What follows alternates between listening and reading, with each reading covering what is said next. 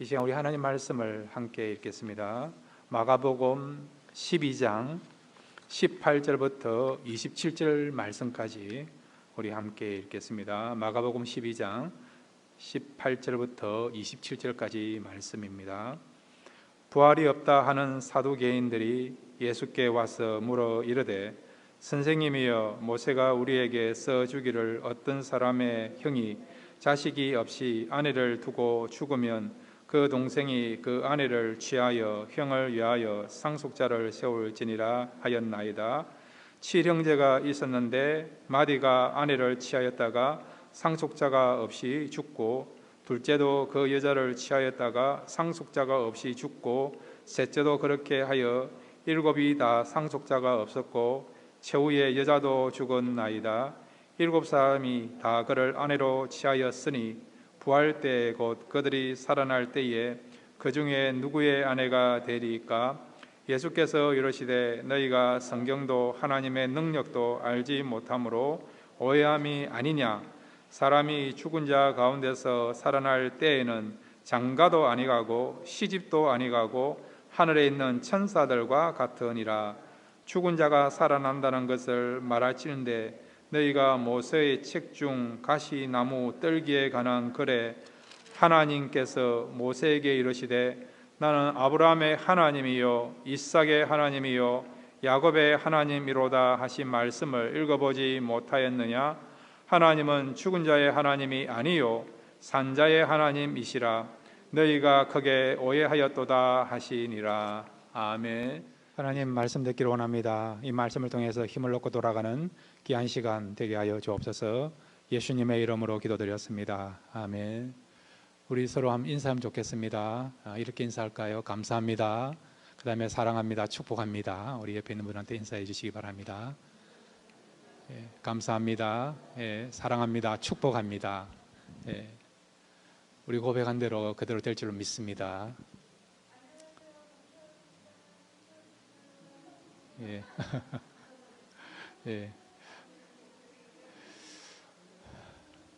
자, 오늘 말씀은요 사실 그래 쉬운 말씀은 아니에요. 그렇지만 여러분이 집중해 들으면 여러분 평생에 붙잡을 수 있는 귀한 메시지를 얻고 돌아가는 귀한 시간이 될 줄로 믿습니다.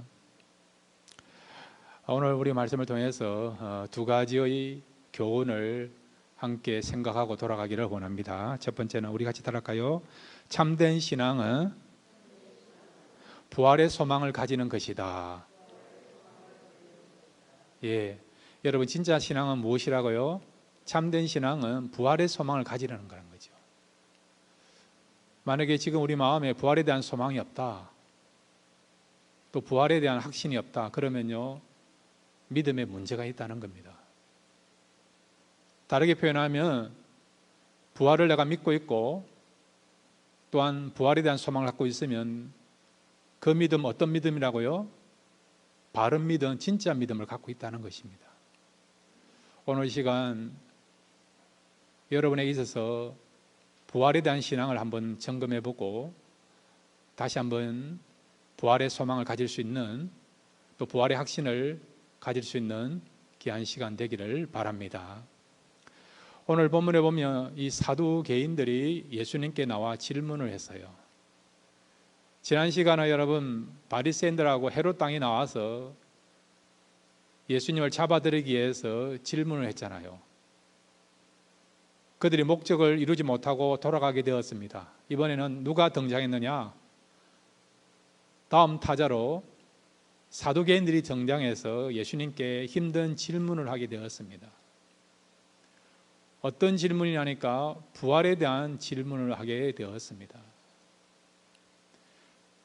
이 사두개인들에 대해서 조금 역사적인 백그라운드를 설명하면 이 사람들은 이런 사람들이었습니다. 자, 여러분 제사장이 되려고 하면 누구의 후손이 돼야 됩니까? 아론의 후손이 돼야 되죠. 레위 지파 가운데 아론의 후손이 되어야만이 제사장이나 대제사장이 될 수 있습니다. 그런데 여러분 아론에게는 아들이 몇 명이 있었습니까? 4명이 있었어요. 4명이요. 나답과 아비오, 엘르아살, 이다말이라고 하는 네 아들이 있었어요. 그 중에 나답과 아비후가 성전에서 봉사하는 가운데 하나님이 원하지 않는 향을 들고 성전에 들어갔다가 그만 불에 타 죽는 일이 있었습니다. 그래서 나답과 아비후 두 아들이 죽고 남아있는 아들이 누굽니까? 엘르아살과 이다말이에요. 아론 이후로부터 이 이다말과 엘르아살 가문이 교대로 대제사장이 되고 그렇게 한 것입니다. 그러다가 이런 역사가 솔로몬 때까지 이어졌는데 솔로몬 때에 대제사장이 된 사람이 누구냐니까 바로 엘르아살의 후손인 사독이라는 사람이 대제사장이 되었어요. 그때부터 어떤 일이 벌어졌는가 하니까 그 전까지는 이다말과 엘르아살 이 두 가문이 교차로 대제사장이 되고 그렇게 했는데, 그런데 솔로몬 때에 이다말의 후손이었던 아비아달이라는 제사장이 다윗의 아들이었던 아도니아의 반역에 참여함으로 말미암아 결국 솔로몬에게 제거를 당했어요. 그래서 그 뒤로부터 이다말 가문이 실격당하고 제사장 반열에서 탈락하고 솔로몬 이후부터는요 사독 가문에서 난 후손들만이 제사장과 대제사장이 되게 된 것입니다. 바로 사두개인은 이런 사독의 후손들이 결국 만들어진 그런 그룹이 바로 사두개인이 된 것입니다. 솔로몬이 여러분 BC 971년에 왕으로 등극했어요. 그러니까 사독이 그때의 대제사장이 되었고 그 후손들이 그때부터 계속해서 제사장 가문이 된 것입니다. 그 역사가 언제까지 이어졌느냐니까 AD 70년경까지 예루살렘이 멸망되기 전까지 바로 사독의 후예, 즉 사두개인이라고 하는 그 파가요 제사장 가문으로서 1000년간 종교적인 권력을 가지고 이스라엘 나라에서 영향력을 미치면서 군림하였던 것입니다. 이 사두개인은 제사장 그룹이에요. 종교적인 권력을 갖고 있고 그 권력을 통해서 막강한 부를 축적한 사람들입니다. 얼마 동안요? 1000년 동안. 예수님 당시에도 그들은요 이렇게 종교 권력으로서 막강한 권력과 힘과 명예와 부를 가지고 있는 그런 사람들이 있다는 거죠. 요즘 말로 표현하면 재벌 집안과 같은 그런 막강한 물질을 갖고 있던, 돈을 갖고 있던 그런 그룹이었다는 것이죠. 그러니까 그들에게 있어서 이 현실은 어떤 것이느냐? 권력과 명예와 부를 가져다 주는 그런 것이 이 세상이라는 거예요. 이 세상에 대해서 그들은 만족하고 있습니다. 행복해하고 있습니다. 사람들이 부러워하고 있습니다. 혹시 여러분들 가운데서 재벌 집안에 대해서 부러워하는 사람들이 있습니까? 세상 사람들은 부러워하지 않습니까? 저 사람들은 금수저다 그런 이야기를 하지 않습니까? 부모를 잘 만나서 저 사람들은 정말 이렇게 부유하게 생활하구나 그렇게 부러워하는 사람들이 많이 있지 않습니까? 그 당시 바로 이 사두개인이 집안이 그 그룹이 그렇다는 것이죠. 그래서 그들은 현실적으로 부유함을 가지니까 권력을 가지고 명예를 가지니까 내세가 필요 없다고 생각했던 사람이죠. 그래서 그들은요 부활을 믿지도 아니했고 부활에 대한 소망을 갖지 아니했다는 것입니다. 그러면 여러분 그들에게 있어서 문제점이 뭐라고 생각합니까? 만약에 여러분 부활이 없다 그러고 한다면 얼마든지 그들이 현실에 대해 만족하고 현실에 누리는 권력과 그런 물질들이 유지되는 것에 대해서 안주하면서 거기에 안착하면서 살아가는 그 삶에 대해서 우리가 이해할 수도 있죠. 내세가 없다고 한다면, 부활이 없다고 한다면. 그런데 성경은 우리에게 뭐라고 말씀하고 있습니까? 부활이 있다라고 말씀하고 있지 않습니까? 영원한 나라가 있다라고 말씀하고 있지 않습니까? 그러므로 여러분, 부활에 대한 소망이 없고 부활을 믿지 못하다고 한다면 그들은 엉터리 인생, 잘못된 인생을 살아가고 있다는 것이죠. 만약에 그들에게 부활이 있다라고 그것을 전제로 한다면 그들은 어떻게 부활을 생각하느냐? 이 세상에 누리는 그런 권력과 명예, 이런 부가 그냥 그대로 옮겨지기를 바라는, 유지되기를 바라는, 그 정도로 부활을 생각했고 그 정도로 내세를 생각했다는 것이죠. 그래서 오늘 본문의 내용이 다 그런 거예요. 어느 가정에 7 형제가 있었는데 첫 번째 형제가 죽고 그의 아내가 그 다음에 두 번째 형제, 셋째, 넷째, 다섯째, 여섯째, 7째까지 계속해서 이제 결혼을 했을 때에 나중에 부활이 있다고 가정했을 때에 그 여자는 누구의 아내가 될 것입니까? 그런 질문하는 이유는 뭐냐? 천국에서도 이 땅에서 했던 것처럼 결혼 생활을 할 거라고 하는 그런 생각을 가지고 예수님께 질문했다는 것이죠. 그들의 사고 속에는 어떤 생각이 있느냐, 어떤 중심이냐니까 바로 천국이라는 것은, 내세라는 것은, 부활생활이라는 것은 이 세상하고 똑같이 연장되는 걸로 생각하고 있고, 그리고 또한 이 세상에 누렸던 그런 부귀 영화를 동일하게 내세에서도 부활 때도 누리게 될 것이다. 그런 마음을 가지고 그들은 부활을 생각했다는 것입니다. 자, 여러분에게 묻습니다.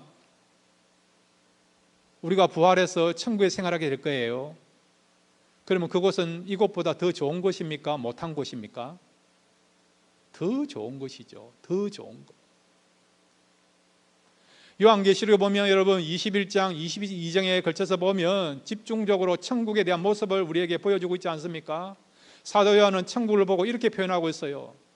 그곳은 벽옥 같고 홍보석 같고 녹보석 같고, 그 천국의 길은 정금 같고, 천국에 있는 그 강은 수정같이 맑은 강 같고, 이렇게 보석으로 표현하고 있지 않습니까? 또 천국에 있는 그 문은 진주문 같고. 근데 놀라운 것은 진주이다, 벽옥이다, 홍보석이다, 그렇게 표현하지 않고 뭐라고요? 같다라고 하는 거예요. 같다라고. 왜 같다라고 표현했을까요? 그것은 그가 갖고 있는 지식을 다 동원했을 때에 표현할 수 있는 그 언어가 뭐냐? 바로 벽옥 같고 홍보석 같고 녹보석 같다는 것이죠. 보석으로 표현했다는 것입니다. 만약에 여러분 이 사도 요한이 갖고 있는 지식 가운데서, 경험한 가운데서 보석보다 더 빛나고 가치 있고 아름다운 그런 어떤 언어가 있었고 그런 경험이 있었다면 보석이 아니고 다른 거로 표현할 수 있었다는 것이죠. 천국에 대해서 보석으로 표현하는 이유는 그 당시 사회에서 가장 아름답고 가치 있다는 것을 표현하기 위해서 표현하는 방법을 동원해서 결국 표현하는 언어가 뭐냐고요? 보석이라고 한다는 겁니다. 여러분 천국에 가면요 보석같이 그런 모습을 가질 수도 있고 아니면 다른 모습을 가질 수도 있습니다. 그러나 분명한 것은 사도 요한이 보석으로 표현했다는 그 말은 가장 아름답고 귀하고 그리고 또한 빛난 곳이다, 영광스러운 곳이다, 그것을 말씀해 준다는 것입니다. 여러분 천국에 대한 소망과 기대를 가지시기를 바랍니다. 천국은 외형적으로만 보석같이 화려하고 웅장하고 아름다운 것뿐만 아니라 내면적으로도 그것은 우리에게 최고와 그리고 가장 큰 기쁨과 소망과 위로와 평강을 줄 수 있는 그런 요소들이 포함되어 있는 그런 것들을 소유하고 있는 곳이 어떤 곳이라고? 천국이라는 것입니다. 하나님이 말씀하셨잖아요. 그곳에는 눈물도 없고 슬퍼하는 것도 없고 쇠하는 것도 없고 상한 것도 없고 아픈 것도 없고 모든 것들이 새로운 곳이다라고 말씀하고 있지 않습니까? 외형적으로도 이렇게 빛나고 영광스럽고 화려한 곳이지만은 그것뿐만 아니라 내면적으로도 슬픔도 없고 허무한 것도 없고 건태감도 없고 약한 것도 없고 눈물 나는 일도 없고 늘 우리가 기쁨 가운데 평강 가운데서 감사하면서 생활할 수 있는 곳이 천국이라는 것을 말씀해 준다는 겁니다. 그런데 이 사두개인들은 어떤 마음을 가졌느냐? 지금이 너무 만족스럽고 좋으니까 만약에 부활이 있다 한다 하더라도 그 부활은 그냥 이 세상과 비슷한 곳으로서 이 세상에 누리는 이런 부귀영화를 그냥 유지되는 곳으로서 생각하고 있다는 것이죠. 그러니까 그들이 갖고 있는 천국관이나 부활관이 잘못된 것이고 그것뿐만 아니라 그들은 부활 자체를 부인하고 있고 부활에 대한 소망을 갖지 못하고 있다는 것입니다. 이것이 여러분 사두개인만의 문제입니까? 혹시라도 여러분들 가운데서 신앙생활 하면서도 이 세상이 너무 좋으니까 모든 것들을 다 소유하고 있고 너무 재미있고 너무 편하고 그래서 여러분이 갖고 있는 소유 때문에 혹시라도 여러분 부활에 대한 소망이 없고 천국에 대한 소망이 없고 그에 대한 확신을 못 갖고 있다고 한다면 우리 역시도 한번 점검해 봐야 된다는 것이죠. 만약에 우리가 갖고 있는 소유 때문에 우리가 갖고 있는 그 명예 때문에 우리 속에 있는 그 세상적인 것 때문에 부활에 대한 소망을 갖지 못하고 천국에 대한 소망을 갖지 못하고 있다고 한다면 우리는 어떻게 됩니까? 천국에 대한 소망, 기대와 부활에 대한 소망을 갖기 위해서 우리가 어떻게 해야 되겠습니까? 우리가 갖고 있는 것을 때로는 내려놓아야 되고요. 그것뿐만 아니라 우리는 우리가 갖고 있는 것을 다른 사람에게 나눠주는 삶을 살아가야 될 줄로 믿습니다. 왜냐하면 그렇게 해서라도 우리가 가장 소중한 신앙의 핵심인 부활에 대한 소망과 천국에 대한 소망을 가질 수가 있다고 한다면 그것을 이해한다고 한다면 우리는 얼마든지 희생의 대가를 치러야 된다는 것을 말씀드립니다. 이런 삶을 살아갈 수 있는 저와 여러분 되시기를 바랍니다. 여러분 히브리서 11장 8절부터 10절에 보면 하나님이 믿음의 조상이었던 아브라함과 이삭, 야곱에게 주신 명령이 있어요. 이 부분을 우리 같이 한번 생각하겠습니다. 히브리서 11장 8절부터 10절입니다. 함께 읽겠습니다. 시작. 믿음으로 아브라함은 부르심을 받았을 때에 순종하여 장래 유업으로 받을 땅에 나아갈새 갈 바를 알지 못하고 나아갔으며 믿음으로 그가 이방의 땅에 있는 것 같이 약속의 땅에 거류하여 동일한 약속을 유업으로 함께 받은 이삭 및 야곱과 더불어 장막에 가하였으니 이는 그가 하나님이 계획하시고 지으실 터가 있을 성을 바라였음이라. 아멘. 아브람, 이삭, 야곱 믿음의 조상이에요. 그들이 어디에서 살았다고요? 장막입니다. 장막.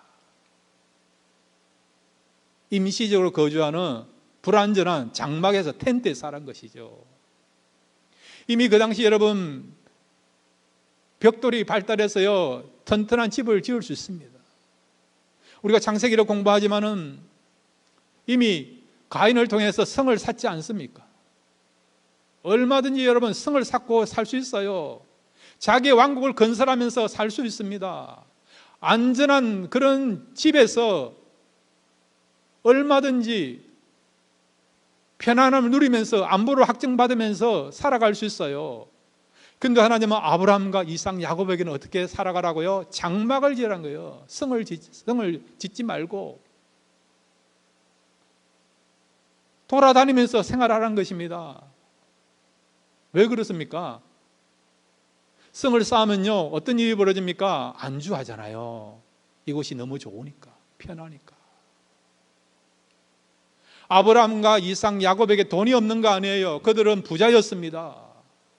아브라함 같은 여러분 318명의 그런 어떤 사환들을 거리는, 그 당시로 말하면 왕에 해당되는 그런 권력과 힘과 재력을 갖고 있는 사람입니다. 이삭도 마찬가지고요, 야곱도 마찬가지고, 물질적으로 말하면, 요즘 말로 하면 재벌에 해당되는 그런 어떤 부자였어요. 그들이 튼튼한 집을 못 짓겠습니까? 아니잖아요. 하나님은 그들에게 이 땅이 아니라 영원한 나라에 대한 소망을 갖도록 하기 위해서 얼마든지 집을 짓고 성을 쌓을 수 있음에도 불구하고 그렇게 살지 않도록 하나님께서 명령하셨잖아요. 장막을 지으라고 말씀하고 있지 않습니까? 그것은 이 땅이 아니라 영원한 나라에 대한 소망을 가지고 부활에 대한 신앙을 가지고 천국을 바라보면서 살아가도록 하기 위하여 그들이 많은 소유를 가지고 있음에도 불구하고 그것을 내려놓고 부활 신앙을 위해서 천국에 대한 그런 기대하는 마음을 갖도록 하기 위해서 장막을 짓도록 했다는 것입니다. 사도 바울도 마찬가지예요. 빌립보서 3장 6절에 보면 사도 바울이 이렇게 고백하고 있지 않습니까? 예수 그리스도를 아는 지식이 가장 고사하다. 내 인생에서 가장 소망은 뭐냐? 예수님을 알아간다는 것입니다. 만약에 예수님을 알아간다고 해서 내가 갖고 있던 세상적인 명예와 학위와 권력이 걸림돌이 된다면 그것을 뭐로 여긴다고요? 배설물로 여긴다는, 배설물로. 그런 명예를 내려놓겠다는 것입니다. 여러분, 때로는 우리가 갖고 있는 소유가요, 어떤 경우는 신앙생활 걸림돌이 되는 경우 있어요. 하나님께 나가는데 걸림돌이 되는 경우가 있습니다. 하나님을 만나는데 여러분 장애물이 되는 경우가 있다는 것이죠. 그렇다고 한다면 여러분, 하나님을 만나고 하나님을 알아가고 예배하고 믿음이 성장하고 영적인 축복을 누리는 것이 진짜 행복이고 진짜 목적을 이루는 삶인데, 이런 삶을 살아가는 데 있어서 걸림돌이 된다고 한다면 때로는 우리가 갖고 있는 것을 내려놓을 수 있어야 되고, 정말 가난한 사람들에서 나눌 수 있는 것이 진정한 하나님의 사람인 것을 알고 이런 삶을 살아갈 수 있는 저와 여러분 되시기를 주님의 이름으로 축원드립니다. 두 번째로 우리 붙잡을 수 있는 메시지가 있습니다. 우리 같이 한번 따라 하실까요? 부활신앙을 가진 자는 장소를 초월해서 살아가는 존재이다. 예, 그렇습니다. 진정한 부활신앙을 갖고 있는 사람은요, 장소를 초월해서 살아있는 존재로 살아간다는 겁니다. 자, 오늘 성경 여러분 26절부터 27절 말씀을 우리 같이 읽겠습니다. 함께 읽겠습니다. 시작. 죽은 자가 살아난다는 것을 말할진대 너희가 모세의 책 중 가시나무 떨기에 관한 글에 하나님께서 모세에게 이르시되 나는 아브라함의 하나님이요 이삭의 하나님이요 야곱의 하나님이로다 하신 말씀을 읽어보지 못하였느냐? 하나님은 죽은 자의 하나님이 아니요 산자의 하나님이시라. 너희가 크게 오해하였도다 하시니라. 아멘. 이 사두개인들이요, 예수님께 나와서 부활에 대한 질문을 하잖아요. 그들은 답을 갖고 있습니다. 어떤 답을 갖고 있느냐? 부활은 없다. 부활은 없다. 그 답을 갖고 나왔습니다. 예수님께 질문을 해서 예수님 부활을 인정한다 그러면 그 부분에 대해서 말씀을 근거해서, 모세오경을 근거로 해서 그것은 사실이 아니다, 성경을 왜곡한 것이다, 공격하면서 예수님을 잡아들이려고 하는 그런 업무를 가지고 부활에 대한 질문을 한 것입니다. 예수님은 그들의 의도와 그들의 마음을 아시죠. 이 사두개인들은요, 구약 성경 가운데 모세오경만 인정했습니다. 다른 말씀은 인정하지 않았어요. 모세오경만 믿었습니다. 그리고 모세오경에 보면 부활에 대한 내용이 없다는 것이죠. 부활을 인정하는 내용이 없다는 것이죠.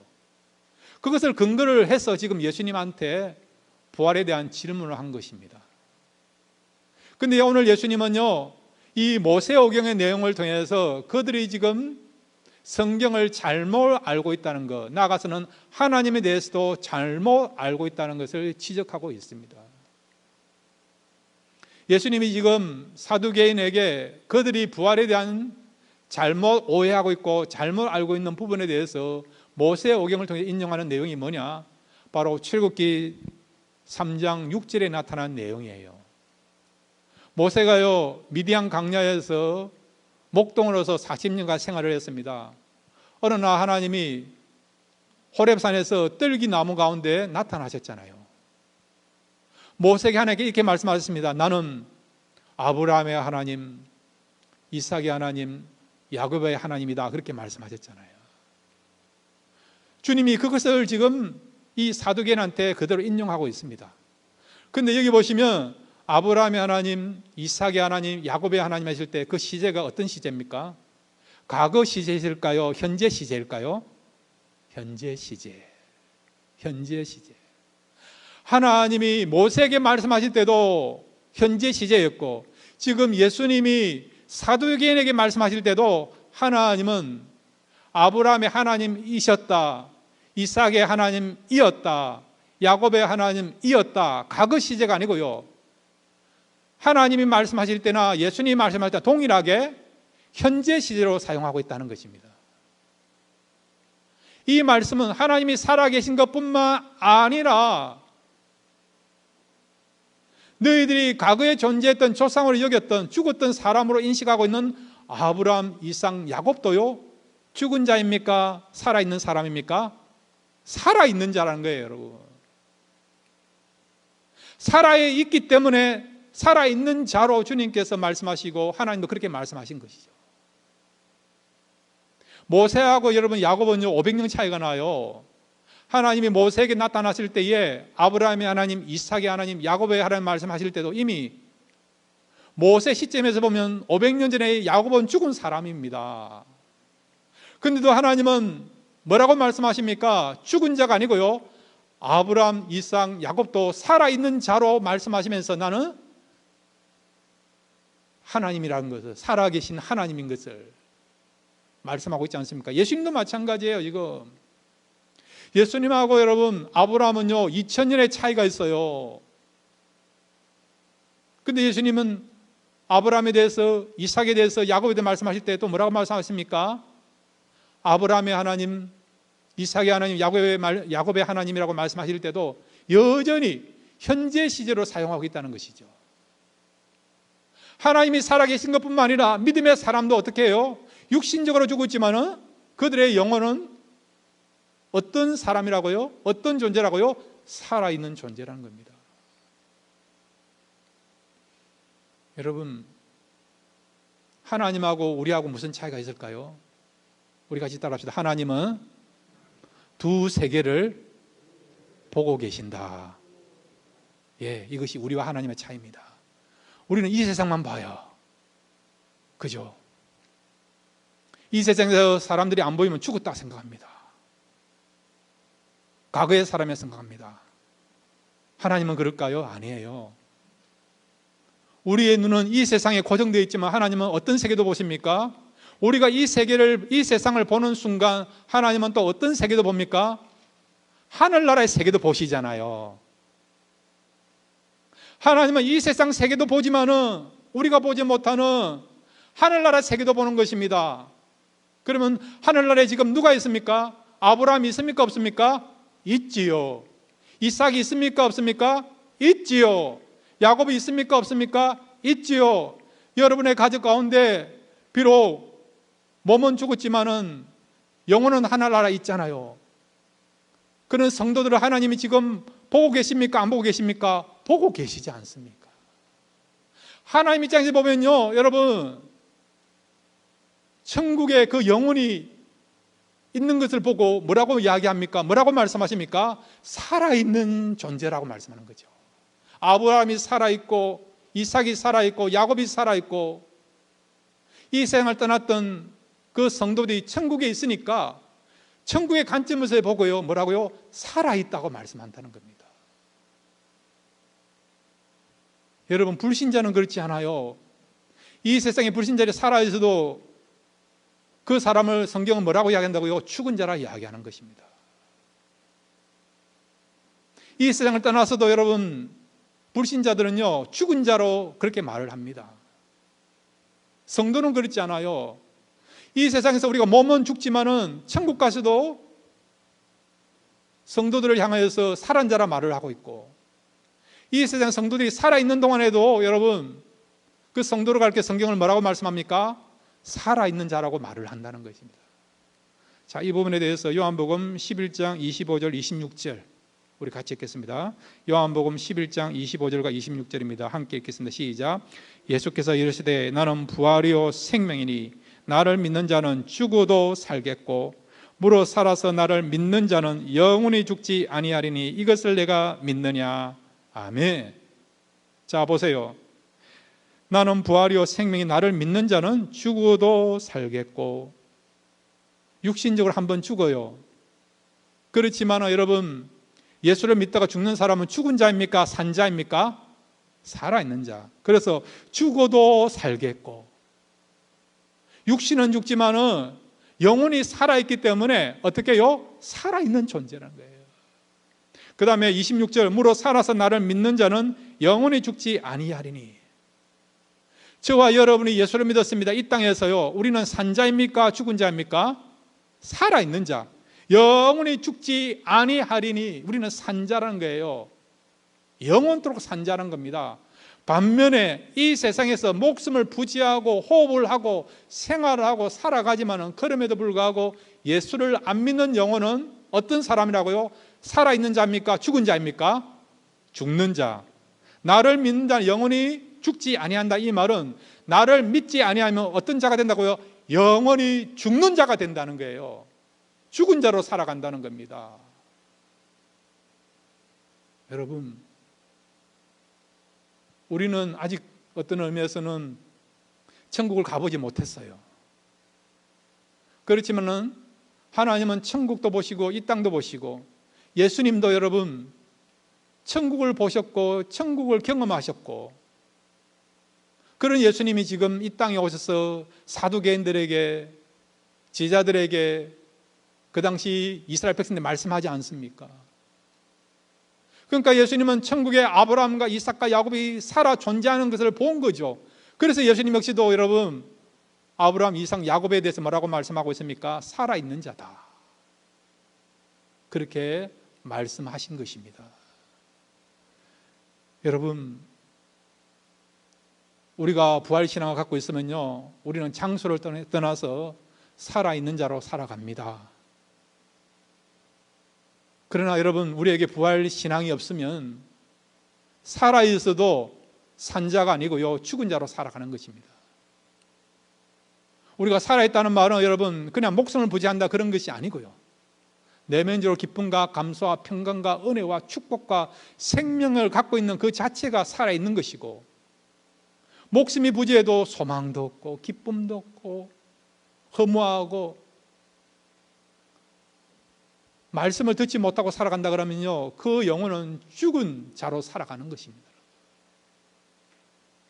이번 한 주가 여러분 부활의 소망을 가지고 살아가시길 바랍니다. 부활에 대한 확신을 가지고 살아가시길 바랍니다. 그뿐만 아니라 천국에 대한 기대와 소망을 가지고 살아가시길 바랍니다. 그러면요, 저와 여러분은 죽은 자가 아니라 살아있는 자로, 생명이 있는 자로 살아가게 될 줄로 믿습니다. 이렇게 살아있는 자로, 생명을 소유한 자로 살아가시는 저와 여러분 되시기를 주의 이름으로 축원드립니다.